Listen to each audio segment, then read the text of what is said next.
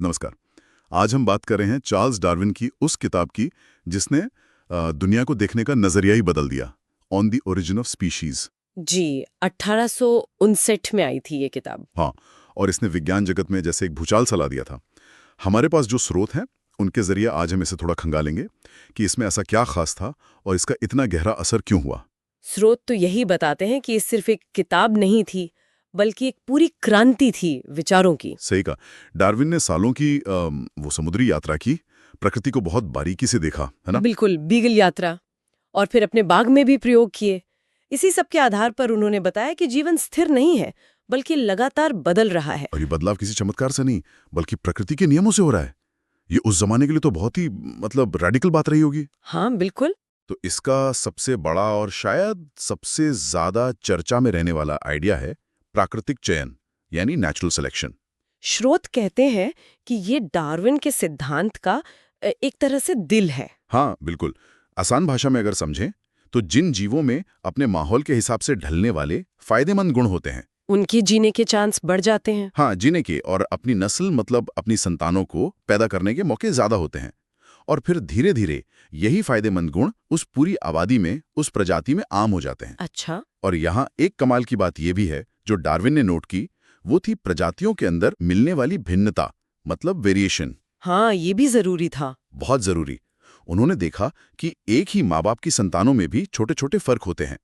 स्रोत बताते हैं कि डार्विन ये समझ गए थे कि ये फर्क अहम है, क्योंकि इन्हीं में से कुछ फर्क किसी जीव को माहौल में ज्यादा बेहतर तरीके से टिके रहने में मदद करते हैं। तो यही फर्क प्राकृतिक चयन का आधार बनते हैं। बिल्कुल, ये वेरिएशन ही वो कच्चा माल है जिस पर प्राकृतिक चयन काम करता है। और इसी से जुड़ा है वो अस्तित्व के लिए संघर्ष, स्ट्रगल फॉर एग्जिस्टेंस वाला विचार। मतलब दुनिया में संसाधन तो सीमित हैं, खाना, पानी, जगह, साथी भी। हाँ, साथी भी। तो हर जीव को एक तरह से जद्दोजहद करनी पड़ती है जीने के लिए, अपनी पीढ़ी आगे बढ़ाने के लिए। जी, और जब इन सब आइडियाज को भिन्नता, संघर्ष और प्राकृतिक चयन को एक साथ देखते हैं तो हम डार्विन के एक और बड़े सिद्धांत पर पहुंचते हैं, संशोधन के साथ अवतरण या डिसेंट विद मॉडिफिकेशन। इसका मतलब क्या हुआ? इसका मतलब है कि आज हम जितनी भी प्रजातियां देखते हैं वो सब अतीत के कुछ कॉमन पूर्वजों से ही निकली हैं। समय के साथ उनमें धीरे धीरे बदलाव आते गए और जीवन का ये विशाल पेड़, जिसे ट्री ऑफ लाइफ कहते हैं, वो बना। और डार्विन ने सिर्फ कहा नहीं, सबूत भी दिए। स्रोत बताते हैं कि उन्होंने जीवाश्मों मतलब फॉसिल्स का जिक्र किया। हाँ, कि कैसे पुरानी चट्टानों में मिलने वाले जीव आज के जीवों से अलग थे। ये बदलाव का सबूत था। और वो बीगल यात्रा वाली बात, खासकर गैलापागोस द्वीप। हाँ, वो तो क्लासिक उदाहरण है। वहां उन्होंने देखा कि अलग अलग द्वीपों पर फिंच चिड़ियों की चोंच उनके खाने के हिसाब से कितनी अलग अलग हो गई थी। एक ही पूर्वज से निकली, लेकिन माहौल के हिसाब से बदल गईं। ये बायोज्योग्राफी का बड़ा सबूत था। ये भी दिलचस्प है, जैसा स्रोत बताते हैं कि डार्विन खुद जानते थे कि उनकी थ्योरी पर सवाल उठेंगे। उन्होंने किताब में ही कुछ संभावित मुश्किलों का जिक्र किया। सही कहा, जैसे कि आंख जैसी जटिल चीज वो धीरे धीरे कैसे विकसित हुई होगी, ये एक बड़ा सवाल था। या फिर जीवाश्म रिकॉर्ड में वो बीच की कड़ियां, इंटरमीडिएट फॉर्म्स, वो क्यों कम मिलती हैं? जी, उन्होंने इन पर भी बात की।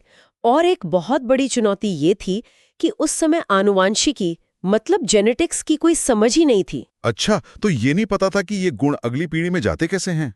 बिल्कुल, डार्विन ये तो देख रहे थे कि गुण विरासत में मिलते हैं, लेकिन उसका मैकेनिज्म क्या है ये नहीं पता था। वो मेंडल का काम जो बाद में आया, डार्विन की जानकारी में नहीं था।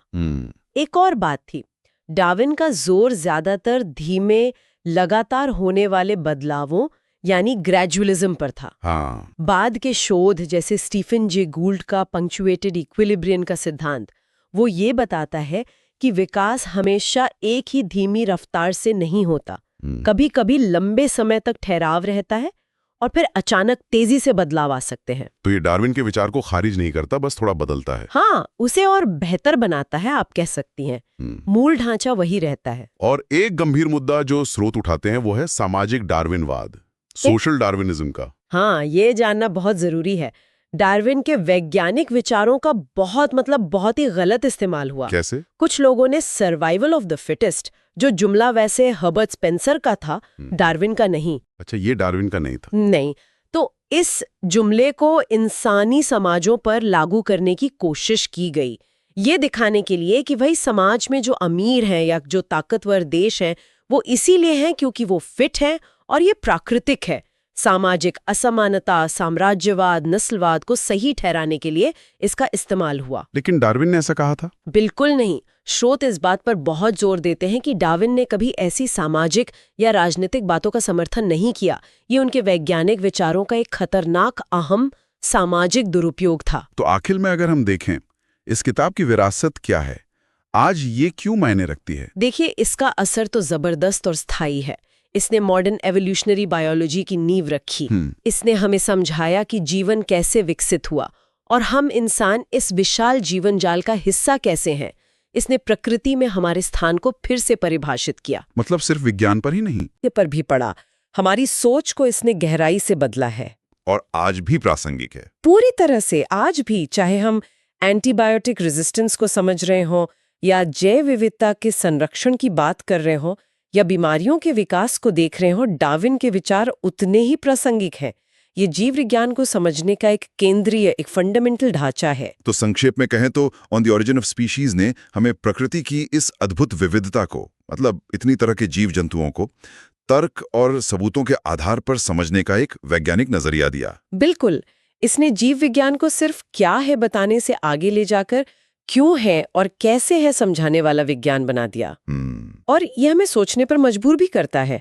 जैसे डार्विन के विचारों को अपनाने में समाज को वक्त लगा, विरोध हुआ, क्या आज भी विज्ञान में ऐसे कुछ विचार हैं जिन्हें समाज या समाज का कोई हिस्सा पूरी तरह अपनाने से हिचकता है?